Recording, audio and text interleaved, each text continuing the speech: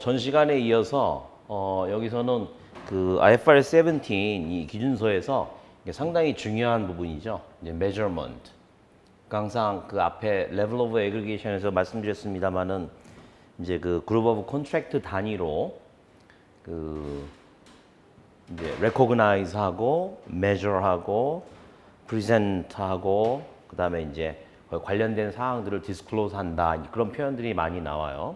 그때 이제 measurement라고 하는 부분은 이제 어떻게 보면 인슈런스 컨트랙트의 그 인슈런스 컨트랙트를 매저해라라는 얘기지만 사실상 이제 그 liability를 매저한다. 그렇게 해서 전 시간에 여기 이제 독특한 새로운 구조라고 하면은 이제 measurement가 이제 일반상 처음에 설명하고 첫 번째가 이제 measurement 또는 initial recognition 그랬죠. 그래서 initial recognition은 이제 그 어떻게 정의되는지는 이제 recognition 항목에서 설명을 드렸고, 그 두 번째는 subsequent measurement로 들어가요. 근데 들어가기 전에 제가 그 여기 그 IASB에서 요 기준서를 이제 그 물론 지금 이제 뭐 수정하겠다 이렇게 이제 뭐 그 말씀드린 것처럼 뭐 진행 중에 있습니다만은 어쨌거나 이 기준서가 완성돼서 나오고 나서 거기에 관련돼서 이제 그 illustrative example이라고 하는 별도의 그 책을 냈는데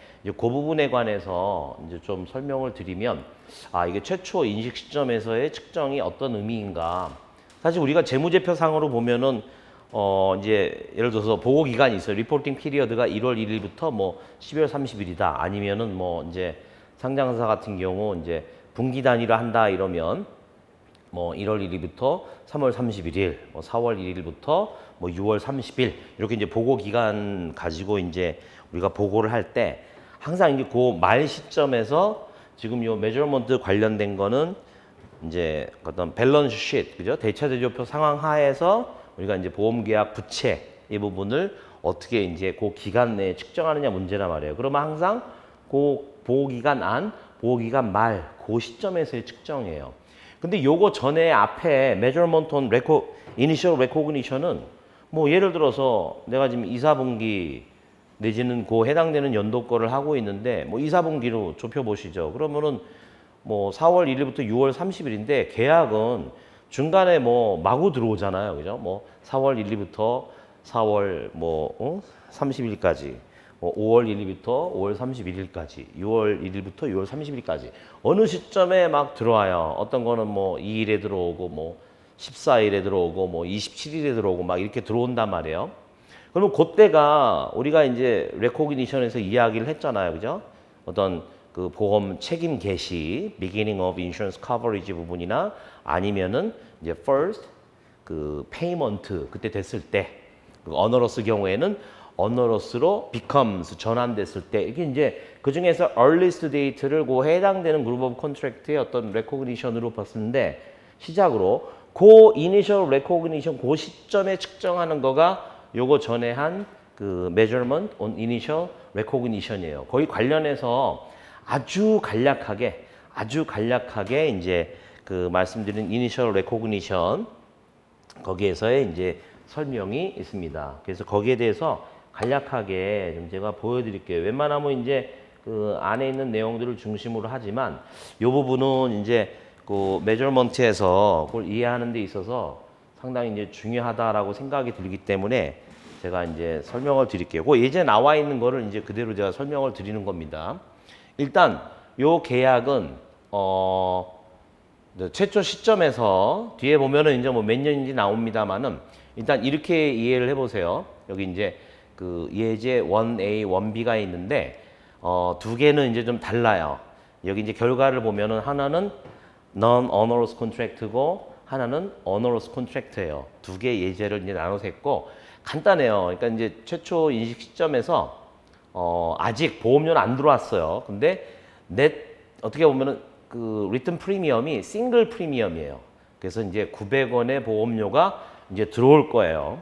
들어올 거고 그다음에 내가 이제 그 최초 시점에서 그때의 커런트한 어떤 뭐 과거 데이터를 기준으로 보고 또 현재 상황, 뭐 미래에 대한 변동 다 고려해 가지고 여러 가지로 다 해서 이제 가정과 뭐 하여튼 모수들을 추정을 해 가지고 545가 미래의 현금 유출이에요. 캐시 아웃플로우, 요건 캐시 인플로우. 그런데 일단 보험료하고 요거는 이제 클레임 쪽 뭐 그 캐시 아웃플로우 다 들어가는 걸로 그렇게 돼 있다라고 생각을 하시고, 요 부분 자체가 지금 어떻게 보면은 빌딩 블록 1에 해당되는 거예요. 예? 그래서 여기 지금 기본 그 나와 있는 게 그러니까 미래 현금 유출, 캐시 아웃플로우의 현가에서 캐시 인플로우의 현가, 이렇게 요 두 개를 하는데, 요 현금 유입에 대해서는 마이너스로 하고 유출에 대해서는 플러스로 해요. 그렇게 하면은 요 두 개를 이제 현금 흐름 추정치로 해서 요 차이 부분하고 이제 그 5%로 가정을 해가지고 이렇게 이제 355라는, 요거는 보면은 이제 그 요거를 의도적으로 우리가 유출 현가 플러스해서 요거를 마이너스를 한 거기 때문에 요거 자체는 이제 이익으로 봐야 되겠죠. 그리고 이제 거기에 관련돼서 여기는 이 현가 추정치니까 요게 빌딩 블록 1이고 요게 빌딩 블록 2라고 보게 되고, 그 다음에 이제 아래에 뭐 어떤 식으로 하여튼 추정을 했건 빌딩 블록 3가 돼요. 그래서 그 measurement on initial recognition에서 그렇게 이제 세 가지 1, 2, 3 해가지고 제가 뭐 이제 빌딩 블럭이라고 했습니다만은 그 세 가지 금액을 합한 게 바로 이행 현금 흐름이 됩니다. 그래서 그 이행 현금 흐름 자체는 여기까지 이렇게 되면은 요거를 쭉 더한 게 된다라고 하는 거예요. 그래서 235가 나왔어요. 이니셜 시점 측정을 했어요. 이행 현금 흐름이 이렇게 나왔어요. 그러면 이거는 바로 CSM 금액으로 바로 전환이 돼요. 그러니까 CSM 금액이라고 하는 거는 얘네들은 뭐 어썸션을 하고 뭐 추정을 하고 뭐 하여튼 모델들을 이제 복잡하게 구축을 해가지고 막 이렇게 추정을 했다라고 쳐요. 굉장히 이제 뭐 큰 시스템으로 만들었죠. 그렇게 해가지고 fulfillment cash flow 이행 현금흐름을 계산했더니 마이너스 235가 나왔어요. 그러면은 그 금액을 플러스로 전환하고 그게 바로 이니셜 시점의 CSM 금액이 돼요. 그럼 이니셜 시점에는 빌딩 블럭을 1, 2, 3 합한 거 이행 현금으로 하고 플러스 CSM을 하면 그게 보험계약 부채라고 하지 않았나요? 라고 하지만 아까 말씀드렸다시피 이니셜 레코그니션에 들어온 계약에서 측정하는 이유는 뭐냐? 물론 각 빌딩 블록의 금액을 정해가지고 CSM을 더하면 얘를 부호를 바꿔 산 거니까 당연히 더하면 0이 되죠. 그러니까 이 금액 자체는 의미가 없는 거예요. 내가 이때 계약이 들어왔는데 최초에는 보험계약 부채가 0입니다라고 보고할 필요가 없어요. 저거는 이 기준서에서 이야기하듯이 이행현금 흐름을 추정을 하면 이행현금 흐름 자체가 뭐라고 이야기하느냐? by definition 이게 onerous contract인지 non-onerous인지 말해준다 이거예요. 그래서 요 경우에는 이행현금 흐름이 마이너스 235가 나오니까 이거는 non-onerous contract고 최초 시점에 CSM 이제 CSM 금액이 최초 결정되는 게 굉장히 중요한데 이 금액이 235다라고 이거에 의해서 결정되기 때문에 0으로 나와요. 이때 그래서 보험계약 부채가 0이에요. 이렇게 하는 거는 의미가 없어요. 보고 기간에 그 이후에 subsequent measurement 이후 측정에서 나오는 문제예요. 그래서 이거는 최초 시점에서 측정할 때 기준서에서 얘기하듯이 처음에 우리가 이제 전 시간에 봤던 것처럼 하게 되면 CSM 금액을 이렇게 정하게 돼요. 근데 두 번째 경우는 뭐냐면 현금 유출이 더 많아요. 그러면은 이거는 여기서 플러스가 돼 버려요. 현가 추정치도 이렇게 되고 그래서 이행 현금을 보니까 309가 돼요. 그러면은 기준서에서는 어떻게 하느냐? 이 CSM은 0보다 작을 수가 없어요. 그래서 이런 경우에는 손실이 나는 거기 때문에 CSM 금액이 0이 돼요. 근데 그거를 또 이제 다 더해보면 얘 상봉구에 있는 데다가 여기는 CSM이 0으로 했으니까 얘랑 더하면 309가 돼서 그럼 이거는 보험계약 부채가 309냐? 뭐 그렇게 얘기할 그러니까 보고 기간이 아닌 내가 재무제표에 보고하는 그 기간에 그게 아니라 이니셜 시점에 하는 거에서는 요거 자체는 큰 의미가 없다라고 하는 거예요. 다만 내가 계산을 해보면 그 by definition 이런 식으로 된다라는 것만 기억을 하시면 돼요. 다만 여기서 중요한 거는 이행현금 흐름이라고 하는 걸 내가 추정하는 순간에 바로 나는 여기에서 미래에 아직 내가 바로 그 손익으로 인식은 못하지만 이익으로 인식은 못하지만 이때 미래의 unearned profit 아직 내가 인식하지 못한 이익으로서 CSM 금액을 결정할 수 있다는 얘기예요. 뭐에 대해서? Non-onerous contract에 대해서. 근데 onerous contract에 대해서는 요 손실이 나는 부분이 CSM은 0으로 고치고 309는 딱 금액을 산출하고 나면 저 부분은 이제 기다려요. 보고 기간 동안에 이 부분이 바로 손실로 바로 빠질 수 있어야 돼요.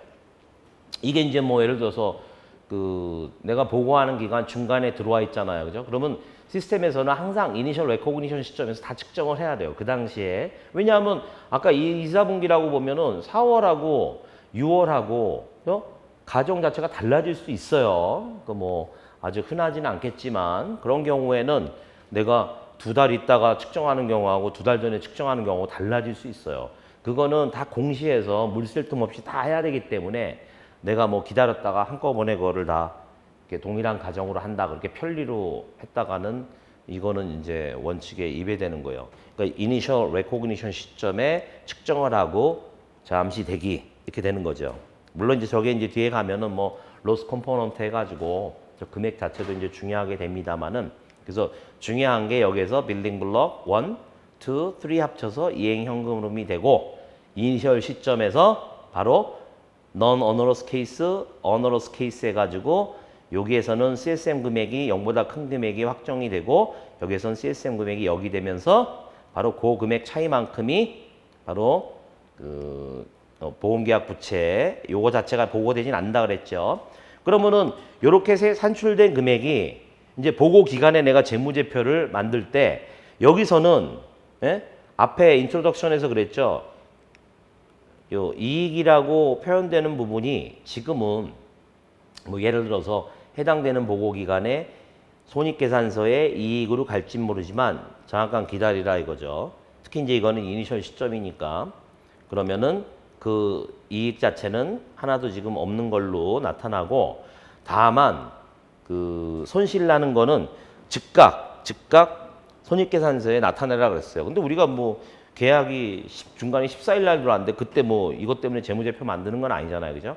그러니까는 보고 기간 안에 그만큼 된 금액이 나중에 손익계산서로 들어가게 돼요. 바로 그 그룹 오브 콘트랙트에 대해서.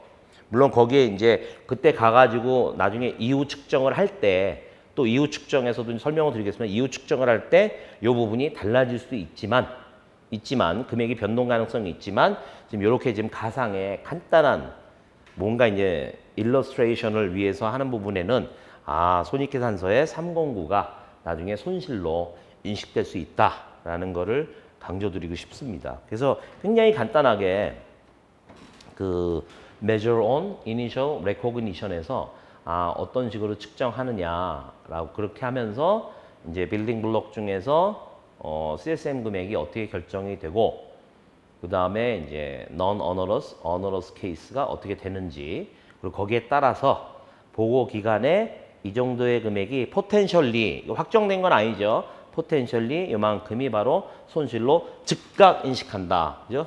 이게 시메트리가 하지 않다 그랬죠. 손실은 즉각 인식을 하고 PL로 보내고 이익은 즉각 인식 못한다. 인트로덕션에서 얘기한 것처럼 develop the new approach. 그래서 이렇게 그 이익이 나는 최초 시점에서 전체 보험계약 그 종료 기간까지 all service period까지 다 추정을 해서 이익이 이만큼 났지만 그걸 바로 인식하는 게 아니고 요 기간 내에 합리적이고 인슈런스 서비스 이거에 맞게 골고루 인식할 수 있도록 예정을 시켜놔야 돼요. 플랜만 해놓고 나중에 가서 이제 그 인식을 하게 돼요. 이제 그때 되면은 이제 여기에서는 지금 대차 대조표상으로 어떻게 금액이 되느냐지만 이제 지나가면서 CSM 금액의 변동 여러 가지 다른 어떤 그 요소들에 의해서 예, 손익계산서 쪽으로 어떻게 빠지느냐. 근데 여기서는 중요한 게 이제 손실계약의 경우에 어너러스 경우에는 딱 금액이 조금 변동될 가능성이 있지만 그 바로 오는 보호기간 내에 요거는 현금 흐름 쪽에 손실로 즉각 인식을 한다. 이게 중요하죠. 그래서 이제 subsequent measurement 이후 측정에서도 나옵니다만은 이제 이행 현금 흐름이다, fulfillment cash flow다라고 하면 by definition itself, 그러니까 이행 현금 흐름 자체가 바로 뭐가 나와요? 이익, 손실 이렇게 나온다라고 이해를 하셔야 돼요. 그래서 그런 부분이 이제 뒤에 거를 이해하는데 그런 차원에서 좀 도움이 됐으면 합니다. 그래서 그거를 이제 잠시 여기 나와 있는 예제로 해서 제가 좀 보여드렸고, 다시 이제 돌아와서 기준서로 돌아와서 요거 이제 subsequent measurement예요. 그러니까 아까는 이제 계약이 들어와서 recognize 되는 시점에서 측정하는 거가 돼요. 그렇게 해야 이제 그 아까 말씀드린 것처럼 그렇게 이제 그 각 필요한 숫자들이 이니셜 시점에 결정이 되는 거예요. 근데 이제 이후 측정 이렇게 해놨어요. 그러면은 이후 측정에 있어서는 carrying amount, 어떤 그 내가 지금 보유하고 있는 금액, 그 인슈런스 컨트랙트 그룹에 그럼 보유하는 금액 뭐예요? each 각 보고기간 말 시점에서 이 보험계약 그룹에 대해서 내가 보유하는, 캐링하는, 그죠? 기말 해가지고 이렇게 캐리하는 금액이라고 이해하시면 돼요. 보호기간 말에 내가 그 말 시점에서 가지고 있는 금액은 다음들의 합이 된다라고 하는 거예요. 첫 번째는 뭐냐? 여기서부터 이제 중요한 개념이 나와요. 그러니까 measure on initial 그 recognition에서는 이게 구분이 안 되는데 이미 subsequent measurement로 가버리면은 이제 liability가 두 개로 나눠져요. 그 뭐냐?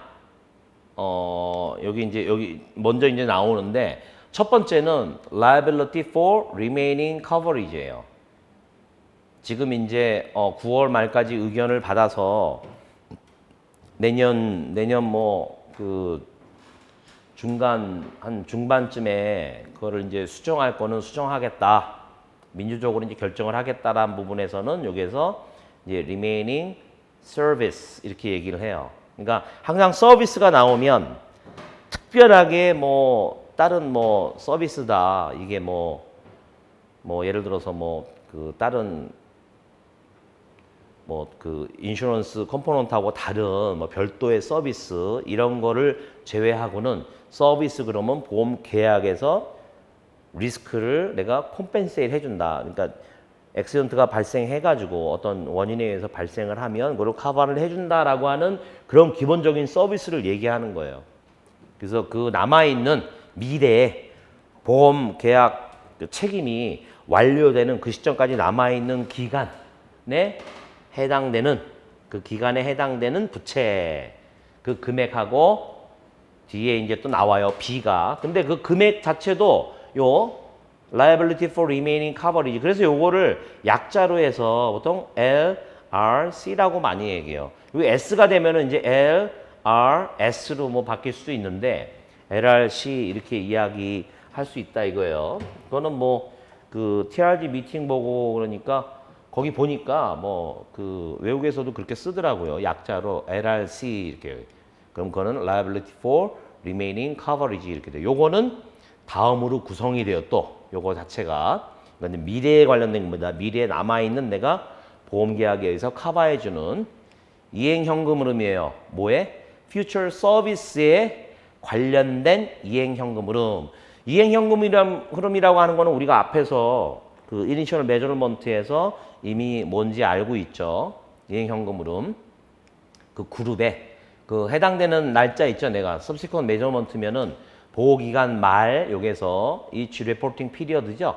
end of each reporting period 그 날짜에 그 그룹이니까 컨트랙트 그룹에 할당된 배당된 이행현금 흐름 어떻게 측정했어요? 위에서 우리가 쭉 그 이니셜 메저먼트에서 봤던 33, 37절에서 얘기하는 원칙을 적용해서 측정한. 그리고 또 거기 이제 서브로 보게 되면은 요거 이제 시행세 측에 또 약간 구체적으로 나왔다 그랬죠. B36, 39에서 이렇게 두 개의 기준서의 내용과 시행세 측의 내용을 적용을 해서 측정한 그 보험계약 그룹에 할당된 보호기간 말 시점에서 미래 서비스하고 관련된 이행현금 흐름. 그게 이제 첫 번째고, 두 번째는 여기 Contractual Service Margin 해가지고 우리 보통 CSM이라 그러죠. 아까 이제 제가 측정할 때 CSM 금액을 최초 시점에서 어떻게 계산하는지, 어떻게 추정하는지 그거를 이제 보여드렸죠. 그래서 이제 요거 자체는 그 위에 43 아니 아래 4346 요 절들을 적용을 해서 측정한 각 보고기간 말 시점에 인슈런스 컨트랙트 그룹의 CSM 금액 그 두 개로 구성이 된다 이거죠. 요거는 뭐 그 메저먼트 온 이니셜 레코그니션하고 크게 이제 차이가 없죠. 이유라고 하더라도. 근데 이거를 좀 확대해서 가면 어떻게 되죠? 그 메저먼트 온 이니셜 레코그니션에서는 이거다 구분할 필요 없이 그냥 그때 당시 처음 시점에서 처음 레코그나이즈 했을 때 보험계약 종료 기간까지 보는 거니까 그때 보는 것이 사실은 LRC라고 보시면 되겠죠. 그죠? 그래서 그 내용하고 크게 다른 게 없어요. 그래서 이제 위에서 얘기한 부분하고 CSM은 이제 위에서 이니셜 그 레코그니션에서 간단하게 제가 완전히 디라이브 되는 거 아니에요. 그죠? 그러니까 바이 데피니션 이행현금 흐름에 의해서 CSM 금액이 결정되는 거란 말이에요. 0과 같거나 큰 금액으로. 그래서 간단하게 설명을 했지만 아래 요 이후에 4346에서 이제 CSM에 대해서도 이제 설명을 할 건데 그거로 구성이 되어 있다라는 거예요. 두 번째는 뭐냐? 이 표현 자체가 the liability for incurred claims예요. 그래서 요게 이제 보통 아마 이제 생명보험 쪽에서 일하시는 분들은 뭐 익숙하신 분도 있겠는데 이건 이제 굉장히 좀 손해보험적인 용어예요. 그러니까 이제 incur, 그러니까 이미 발생한 클레임, 그죠? 클레임이라고 하는 거는 이제 그 보험 계약에서 명시한 그 보험 사고가 발생을 했을 때 그 보험 계약자 내지는 피보험자가 나 계약에 따라서 약정한 금액을 주시오라고 클레임하는 거예요. 요청하는 거예요. 그래서 그걸 우리가 incurred claim이라고 그러면 발생 사고 요청액이라고 볼 수 있어요. 거기에 대한 부채를 구분한대요. 근데 이거는 뭐냐? 요게 지금 related to past service예요. 그죠? 최초 시점에서는 제가 그랬잖아요. future service밖에 없는데 그 이후에 측정이라고 하면은 최초 시점과 이후 측정 기간 사이에 요 지나간 부분이 바로 past service예요. 보험 계약에 의해서 인슈런스 리스크를 커버해 주는 past service하고 관련된 이행 현금으로 구성되어 있다라고 하는 거죠. 마찬가지로 보고 기간 말 시점에 그 보험 계약 그룹에 배분된 이행 현금 흐름. 자꾸 이제 allocate 하는데 그거는 이제 그룹 오브 컨트랙트 이거가 이제 그러니까 폴트폴리오 보다 상위 수준에서 이행 현금 흐름을 추정을 해가지고 밑으로 이제 포트폴리오 그룹 오브 컨트랙트로 이제 배분한다 그 얘기가 이제 있기 때문에 자꾸 이제 allocated to 이렇게 이야기를 하는 거예요. 그렇게 배분된 이행 현금 흐름이에요. 근데 그 이행 현금 흐름은 어떻게 측정하느냐? 요 전에 우리가 Initial Recognition Measurement에서 얘기한 33, 37절을 동일하게 적용을 해서 측정한 이행 현금 흐름 이렇게 돼 있어요. 두 가지가 차이가 있죠. 그래서 다시 설명드리면 이후 측정 Subsequent Measurement에서는 일단 보험계약 부채가 둘로 나눠져야 돼요.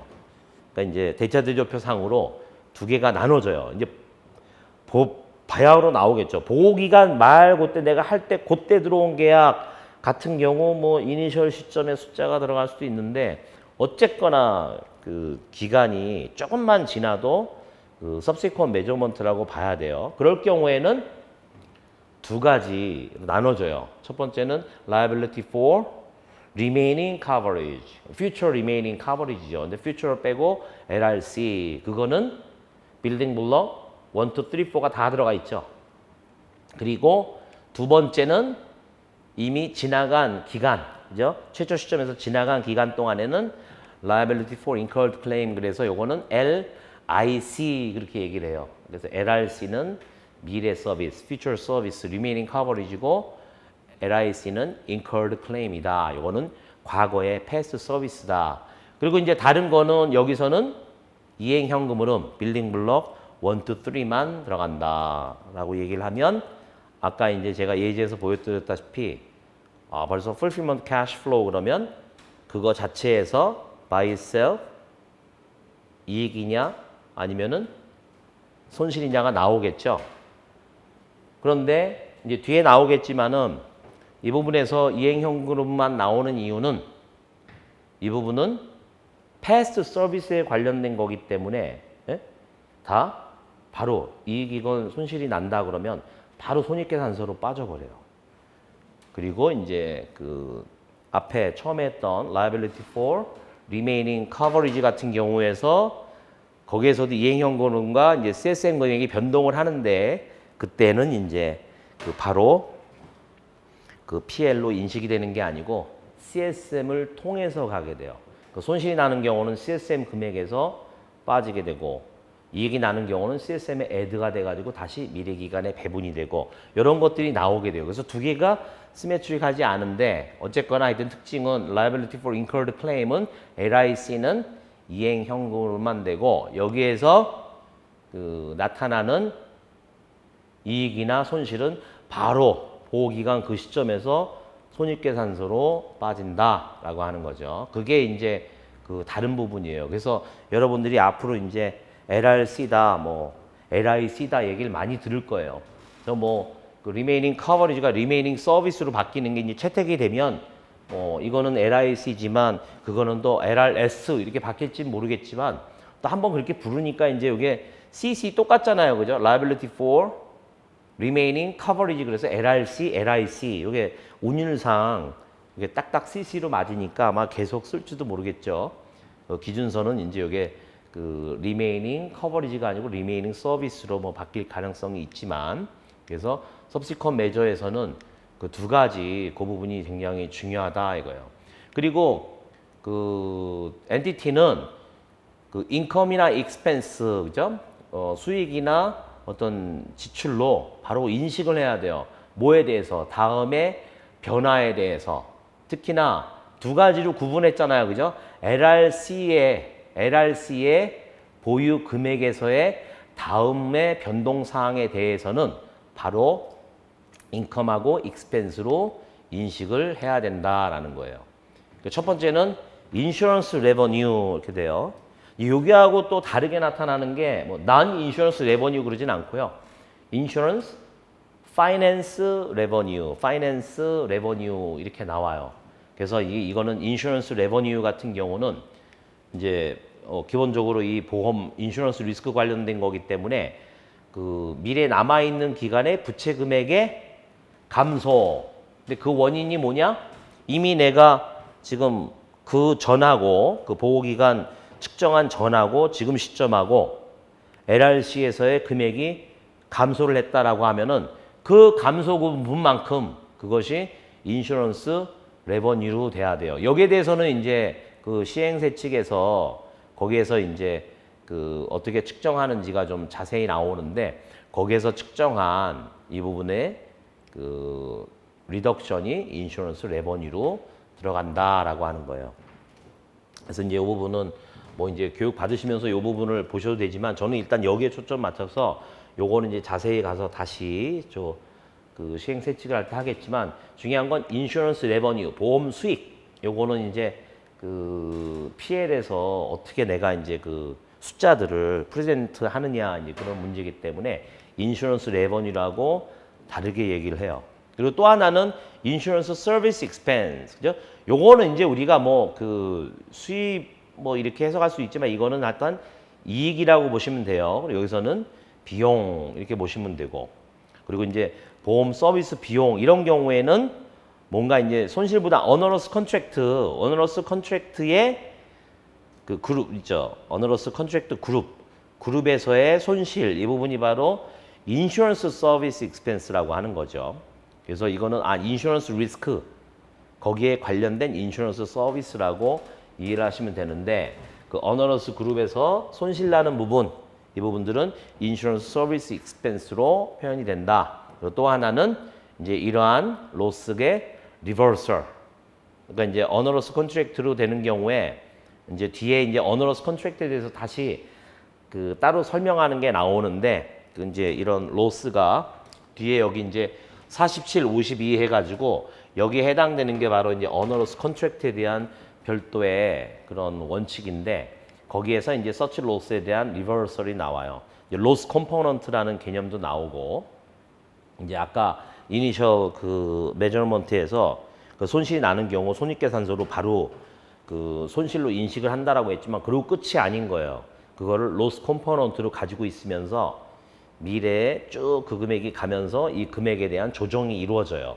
그래서 그 금액이 나중에 이제 계속 리덕션 하면서 0으로 향해 가는데 이제 그런 부분들을 이제 이야기를 하는 거예요. 지금은 이제 그냥 환입이라는 표현으로 해놓고 그래서 일단 자녀보장 부채 장부 그리고 요 캐링 요 어마운트 자체가 보유 금액이 이제 이익과 비용 인컴 앤 익스펜스 그리고 여기는 이제 레버뉴 익스펜스 이렇게 해놨는데 인슈런스 관련된 거예요. 인슈런스 우리가 이제 보통 얘기할 때 언더라이팅 프로핏이다, 언더라이팅 로스다 얘기를 해요.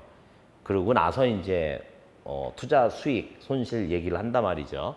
여기서는 이제 그런 부분에서 그 기존의 개념으로 보면은 이제 언더라이팅, 뭐 레버뉴, 언더라이팅 익스펜스로 그렇게 이제 보셔도 돼요. 안에 이제 그거를 계산하는 원칙이나 이런 거는 완전히 이제 새로운 아주 뭐 새롭지는 않지만 왜냐하면 이런 규정들은 이제 새롭게 된 거니까 그게 이제 좀 달라졌지만 그 지금에 있는 것하고 이제 어떻게 컴패러블하게 이해하시는 데 있어서는 그게 이제 된다 이거죠. 또 하나는 뭐냐면 여기서는 이제 인슈런스 레버뉴, 인슈런스 서비스 익스펜스라고 했는데 이것도 사실은 인슈런스 서비스 레버뉴라고 하면 좋은데 요거는 이렇게 줄였어요. 인슈런스 파이낸스 인컴 오어 익스펜스 요거는 이제 한꺼번에 해놨어요. 그래서 이거는 인슈런스 파이낸스 그래서 요게 이제 어떻게 보면은 인베스트먼트 컨트랙트, 인베스트먼트 컴포넌트하고 이제 그 관련되는 거고 이제 예제에서 뭐 또 간략하게 보여드리겠습니다만은 뭐 CSM 금액이 있거나 아니면은 뭐 RA 금액이 있거나 이런 것들도 다 이제 커런시 유닛이잖아요, 그죠? CU라고 표현을 하는데 그 유닛이기 때문에 time value of the money 여기에서 벗어날 수는 없어요. 그래서 그런 것들을 이제 따로 insurance, finance income and expense로 그렇게 이제 그 따로 이렇게 변동분을 수익과 비용으로 인식을 하게 돼요. 그래서 요 부분에 대해서는 바로 time value of the money의 효과. 또 하나는 이제 87 패러그래프에서 규정해 놓은 파이낸셜 리스크의 효과. 이 부분이 그 효과 금액대는 금액 자체는 인슈런스 파이낸스 인컴 오어 익스펜스로 따로 표시한다. 그런 의미예요. 그래서 subsequent measure에서는 이제 그게 중요하고 여기서는 두 번째죠. 그 liability의 두 번째 LIC 요거 incurred claim 부채에 대한 금액은 그 보유 금액의 다음의 변동들을 바로 인식을 한다라고 하는 거죠. 그러면 여기에 대해서는 마찬가지로 여기서는 인슈런스 서비스 익스펜스만 그렇게 수익과 이제 요거를 인식을 한다라는 표현이고 요 보험 서비스 비용 이렇게 돼 있는 부분은 뭐냐? 요 부채 금액이 증가해요. 뭐에 의해서? claim and expenses incurred. 여기 지금 클레임 자체 금액하고 expense가 들어 있어요. 기간 동안에 발생한 expense와 claim. 요 부분이 과연 그 클레임 바이 클레임을 내가 처리하기 위한 그런 비용이냐. 그러니까 loss adjustment expense라고 보통 그래요. LA 그래서 이제 그런 비용으로 일단 지금은 그렇게 이해를 하세요. 클레임하고 관련된 동반돼서 나오는 그런 expense라고 일단 생각을 하세요. 그리고 investment component는 제외한. 그러니까 항상 여기서는 지금 인슈런스 익스펜스라고 안 그러고 익스펜스 부분에서는 인슈런스 서비스 익스펜스라고 이렇게 얘기를 한단 말이에요. 아까 인슈런스 레버뉴는 서비스를 뺐지만 너도 무방하다라고 하는 거죠. 근데 중요한 건 인베스트먼트 여기는 또 컴포넌트라고 돼 있죠. 그래서 이게 인디스팅트한 인베스트먼트 컴포넌트 이 부분에 대한 거는 구별을 해라. 이게 이제 말로는 이제 간단한데 인베스트먼트 컴포넌트를 아이덴티파이하고 식별하고 그 금액이 얼마인지 추정하는 부분에 대해서 TRG에서 굉장히 오랜 시간 동안 열띤 토론을 벌였고 어느 부분까지는 이렇게 몇 가지 안을 이렇게 제시할 수 있지만 거기에서 결론을 낼 문제는 아니다 이렇게까지 얘기를 했어요. 다만 적어도 이런 변동분 인컴 앤 익스펜스 변동분에 있어서 인슈런스 서비스 부분에 하고 얘하고는 구분을 해야 된다라고 하는 부분까지는 상당히 이제 서로 일치를 했죠. 그리고 이제 또 하나는 뭐냐면 요 라이빌리티의 이제 증가를 얘기하는 거고 요거는 이행 현금 흐름의 이후의 변동이에요. incurred claim하고 incurred expense하고 관련된. 그러면 요 부분하고 뭐가 다르냐? 둘 다 이제 인슈런스 서비스 익스펜스니까 그 보험 계약에 따라서 커버해주는 그 활동하고 관련된 거 인베스트먼트 컴포넌트는 빼고 이행 현금의 변동이 있다. 예를 들어서 내가 이제 subsequent measurement로 계속 가잖아요. 그죠? 그러면은 LRC하고 LIC가 구분이 되는데 LIC 부분에서 여기에서 이행 현금 흐름을 그때 다시 추정을 한단 말이에요. 한 보고 기간이 끝나고 그다음 보고 기간 가면 그 시점에서 incurred claim 이쪽에 대한 거를 추정을 하는데 그러면 이거는 과거 거지 미래가 아니지 않느냐 이렇게 생각할지 모르지만 손해보험 쪽을 한번 생각을 해보시면은 자동차의 클레임이나 아니면은 일반 보험 쪽의 클레임 아마 이제 생명보험이나 장기보험 같은 경우도 전 보고 기간하고 지금 보고 기간인데 그때 이제 전 보고 기간에 이미 incurred claim으로 분류를 했는데 아직도 최종적으로 다 보험금을 지급을 해서 지급 종결이 되지 않은 클로즈가 안 된 건들이 남아있게 돼요. 자동차 대인이나 아니면은 이제 대인 배상 부분이나 아니면은 일반 보험에서 무슨 이제 배상보험, 라이빌리티 커버리지 이런 경우는 특히 사람에 관련된 이런 부분들은 보험 계약 기간은 1년인데, 그죠? 숄텀인데, 그거 자체는 7, 8년, 10년 이렇게 가는 부분들이 있어요. 우리나라는 이제 아직 그 시스템이 완벽하게 안 갖춰져 있다, 내지는 다르기 때문에 그 기간이 짧지만, 제가 이제 캐나다에서 일할 때 데이터를 보면 자동차의 대인, 거기는 이제 제3자, third party liability 그래서 이제 우리 대인에 해당되는 걸 보면 10년 넘어가는 건들도 있어요. 그러니까 무슨 얘기냐면 LIC가 이미 past 서비스에 의해서 발생 손해액, 이미 incurred claim에 대한 거지만 이 부분에서도 어떻게 돼요? 그 시점에서 미래의 현금 흐름이 존재한다라고 하는 거죠. 일반적인 의미로. 그리고 이제 스페셜 케이스로 생명보험에 이제 의료 실비나 이런 거 아니고 정액으로 이렇게 지급하는 부분들은 그 부분이 없겠죠. 인컬드 클레임에 대해서 미래에 또 내가 캐시 아웃플로우가 나갈 가능성이 없겠죠. 거의. 그렇지만 이제 손해보험 쪽은 굉장히 이게 많다라고 하는 거예요. 그래서 그런 부분을 생각을 해보면은 이행현금이라고 하는 게 LIC에서도 상당히 달라진다 이거예요. 그래서 그 이후에 측정에 있어서 변동분이 있으면 이런 부분들은 인슈런스 서비스 익스펜스로 바로 인식을 한다 그런 얘기죠. 그래서 바로 인식한다 그런 부분이 그 다음에 여기 마찬가지로 여기에서도 인슈런스 파이낸스 인컴 앤 익스펜스가 있어요. 똑같아요. 요거는 그 앞에 LRC 리메이닝 커버리지에 대한 그 부채 부분하고 동일한 그런 내용으로 보시면 돼요. 그래서 구분해 가지고 표시를 해야 된다. 그래서 여기 있는 부분은 이제 어떻게 보면은 즉각 인식을 하는 그런 부분으로 이해를 하시면 될 것 같아요. 그리고 이제 최초 측정 시점, 그러니까 measurement on initial recognition에서는 CSM이 되게 간단했잖아요, 그죠? 그리고 제가 이제 예제 보여드린 것처럼 그 CSM 금액을 처음으로 확정하는 거를 이야기하는 거예요. 그래서 그 부분은 그러니까 이니셜 시점의 CSM 금액을 이행현금 흐름을 통해서 어너러스, non-어너러스 이 기준으로 해서 측정을 해놓지 않으면 뒤에는 안 돼요. 중간에 뭐 하는 건 안 돼요. 지금 뭐 그거를 우리 중간에 트랜지션 할 때 뭐 얼마만큼 과연 소급하느냐 이거는 기간을 어떻게 잡겠다 이제 엔티티마다 기업마다 뭐 다르게 잡을 수 있지만 요 컨트랙트 서비스 마진이 처음에 결정되는 건 CSM 널 최초 시점에 얼마 금액이 있어야 그 다음에 요 금액이 뭔가에 의해서 플러스 마이너스가 되면서 보고 기간의 어떤 금액으로 확정이 되는 거예요. 그래서 여기 이제 CSM 금액 보고 기간 말에 CSM 금액은 뭘 나타내느냐? 그 보험계약 그룹의 이익, 프로핏을 나타내요. 근데 그거는 아직 직접 손익계산서에서의 이익이나 손실로 인식되지 않은 거예요.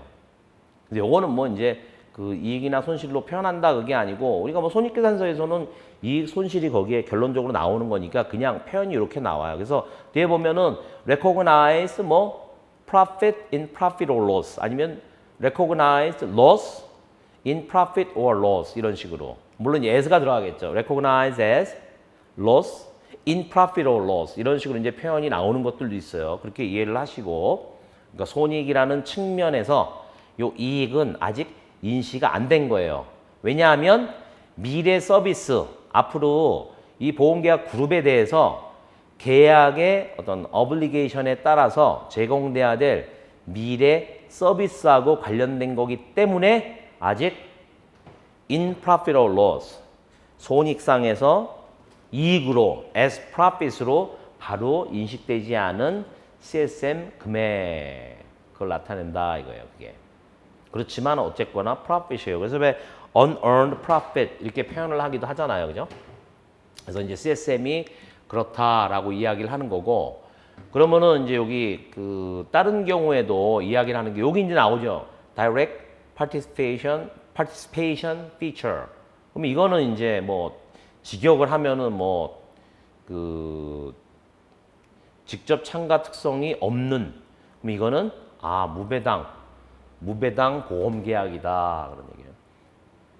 그래서 그런 보험 계약에 대해서 이탈릭체로 돼 있는 거는 이제 나름대로 요거를 처음 나온 용어기도 하고 그걸 강조하는 거죠.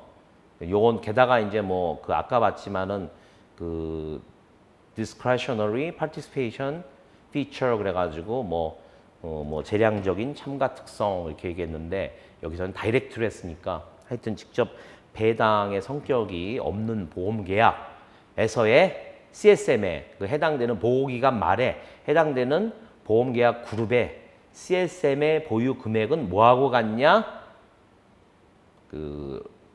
이제 보호기간 기말의 CSM 금액은 기시의 CSM 금액에서 조정을 한 금액하고 같다 그런 얘기예요, 그죠? 우리 보통 지금도 기말 금액에서 기시 금액을 뺀 거 이런 식으로 얘기하잖아요, 그죠? 요거는 뭐냐? 기시의 보호기간 초에 CSM 금액 있죠? 그 전에 측정한 거가 계속 캐리돼 오는 건데 그 CSM 금액에서 말 시점의 금액으로 가려면 중간에 뭐를 조정을 한다 그런 얘기예요. 뭐를 조정하느냐? 첫 번째는 어떤 이 그룹에 대해서 앞에 왜 레벨 오브 애그리게이션에 나왔잖아요. 그죠? 1년 이상 떨어진 건 안 되지만 1년 이내에 보험계약 개시 시기가 책임 개시가 1년 이내에 되는 부분들은 may 서로 결합시킬 수 있다라고 그랬잖아요. 만약에 회사가 그렇게 결정을 해서 중간에 어떤 기존에 존재하는 거에다가 새로 들어오는 계약 그룹을 합하겠다. 그렇게 되면 거기에 따라서 CSM 금액이 변동되겠죠. 그 계약 그룹이 들어오니까. 물론 이제 어너러스 계약 그룹에다가 너너너스를 합치면 안 돼요. 그거는 애초에 어너러스, 너너너러스는 구분이 돼야 돼서 따로 측정을 하는 거기 때문에 그래서 이제 그렇게 처음에 새로 들어온 보험 그 그룹에 새로 들어온 계약에 의한 효과 이 부분이 CSM 금액에 영향을 미치고 또 하나는 CSM 금액에 대해서 이자를 불이를 해요. 그 이자 불이한 금액에 의해서 또 조정을 한다. 그래서 아까 말씀드린 것처럼 CSM 금액이 그 기간이 보호기한 말 시점까지 갈 때 여기에 대해서 금액이 얼마 발생한다. 뭐 그런 것이 이제 인슈런스 파이낸스 어떤 그 인컴 or expense가 되겠죠. 인슈런스 파이낸스예요. 그죠? 이게 인슈런스 서비스하고는 관련 없는 거란 말이에요. 그죠? 그렇게 하고 어떤 기간 동안에 보고 기간 동안에 근데 어떻게 매주했느냐? B72B 이거 할인율이라는 게 이제 따로 되게 중요한데 그러니까 시행세 측의 72B에서 규정한 할인율에 의해서 측정한 interest accredited 그 불이된 이자 요 금액에 의해서도 CSM이 금액이 달라지게 돼요. 예, 전 시간에 measurement, subsequent measurement 네, 그 중에서 이제 contractual service margin CSM에 대해서 지금 보고 있습니다. 좀 중간에 끊겼는데 without direct participation feature 그 관련해서 CSM 금액이 어떻게 이제 그 변하는지 그러니까 이제 특징이 measurement에서 나머지 부분들은 어쨌거나 이제 현금 흐름을 추정하고 뭐 뭔가 시스템에 의해서 이렇게 이제 추정을 하지만 이 CSM 같은 경우는 이제 그 저번 시간에 Initial Recognition Measurement에서 설명드렸다시피 어느 정도 최초의 이제 CSM 금액을 Non-Onerous Contract 경우에 이제 확정을 하고 난 다음에 이제 그런 변동들이 됩니다. 전 시간에 한 거니까 새로운 그룹이 추가되면 당연히 CSM이 그 그룹에서 증가될 것이고 그 다음에 CSM이 또 보고 기간 동안에 이자가 불이되기 때문에 이제 그 부분을 또 그 감안을 해야 됩니다. 그리고 이제 중요한 게 나오는데 세 번째는 이행 현금 흐름의 변동이에요. 미래 서비스와 관련된 이제 뭐 애플리케이션 가이드라인에서 이제 더 이제 자세하게 설명을 하지만 어떤 항목들이 있는지 미래 서비스와 관련된 이행 현금 흐름의 변동분 이거에 따라서 이제 그 CSM 금액이 바뀌게 됩니다. 그때 이제 그 예외가 있는데 아니 예외라기보다는 이제 이행 현금 흐름의 변동만큼 이제 CSM 금액이 변하게 되는데 요 다음에 설명하는 요 부분 정도 이 부분은 제외한다라고 하는 거예요. 그럼 보시면 이행 현금 흐름이 증가를 해요. 그러면은 뭐 net outflow가 증가한다는 얘기고 이제 손실이 발생한다는 얘기인데 그렇게 되면은 그 손실이라고 하는 부분을 일단 손익계산서로 바로 빼지 않고 기존에 쌓아있던 그 CSM 금액에서 차감을 하게 됩니다. 근데 요 예제는 뭐냐면 그렇게 이행현금 흐름의 증가분이 그 전에 했던 그 추정치보다도 증가한 부분이 내가 보유하고 있는 CSM 금액을 더 뛰어넘어서 손실로 가요. 그렇게 되면은 CSM은 by definition 그 0보다 작을 수 없기 때문에 CSM 금액은 0으로 놔두고 그 다음에 그걸 초과하는 금액은 바로 손실로 발생이 된다. 그래서 이 금액만큼은 CSM 변동에 다 반영되는 게 아니지 않느냐. 그 정도. 그거 얘기하는 거고. 그 다음에 이제 이행현금 흐름이 감소를 한다. 이제 감소를 한다라고 하는 부분은 이제 그 어떻게 보면은 미래 이행현금 흐름의 추정을 다시 했더니 그전하고는 다르게 이익이 나니까 CSM에 애드를 해야 되지 않느냐라고 하지만 만약에 그전에 로스 컴포넌트가 있었다면 로스 컴포넌트에 대해서는 이제 아너러스 컨트랙트에서 데피니션이 나올 텐데 요 로스 컴포넌트 특히 이제 로스 컴포넌트 같은 경우는 이제 LRC의 로스 컴포넌트 부분에 이게 이제 그 금액 자체가 배당이 되기 때문에 그 CSM 금액이 이런 경우 로스 컴포넌트가 있으니까 0이었을 텐데 그 금액을 변동시키지 않는다 이거죠. 왜? 로스 컴포넌트로 흡수가 되니까. 그래서 기본적으로 아셔야 될 거는 미래 서비스와 관련된 이행 현금 흐름의 변동으로 CSM 금액이 바뀐다 그런 얘기예요. 굉장히 중요한 얘기입니다. 근데 그 중에서 이제 그 100% 변동된 금액이 100%의 그러니까 이행 현금 흐름의 증가나 감소에 100% 금액이 다 CSM 증감에 영향을 미치는 게 아니고 하나는 로스로 빠지는 부분 CSM이 0과 같거나 크기 때문에 또 하나는 로스 컴포넌트가 있는 경우에는 저 금액으로 빠지기 때문에 100%가 다 반영이 안 된다 이렇게 이해하시면 됩니다. 그 다음에 이제 뭐 어떤 외환에서의 어떤 변동의 효과 이거가 또 이제 CSM에 영향을 미치겠죠. 그리고 이제 마지막으로 있는 거는 이제 그 CSM이 뭐 최초 시점이건 아니면 이후 시점이건 CSM은 기본적으로 unearned profit이기 때문에 인슈런스 서비스 피리어드 말까지 이제 배분을 해놓는다 그랬죠. 그리고 중간중간 보고 기간에 CSM 중에 내가 배분해 놓은 금액이 이익으로 빠집니다. 뭐 중간에 변동이 있고 어쩐 거는 이제 나중에 나올 테고 그래서 CSM 금액이 마지막에 가면 0이 되겠죠. 그래서 다 이제 그 중간에 내가 설정해 놓은 금액들이 다 인식되는 그 금액만큼은 중간에 변동이 되는 거죠.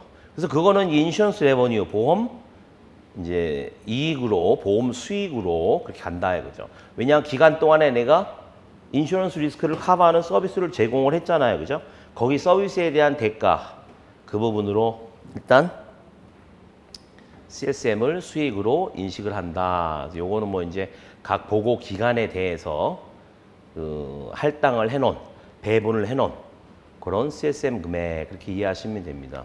그래서 이제 여기까지가 무배당 계약에 있어서의 그 CSM 금액의 변동. 그래서 이제 앞에 부분하고 연결이 되기 때문에 44번까지를 마치고 다음번을 하도록 하겠습니다.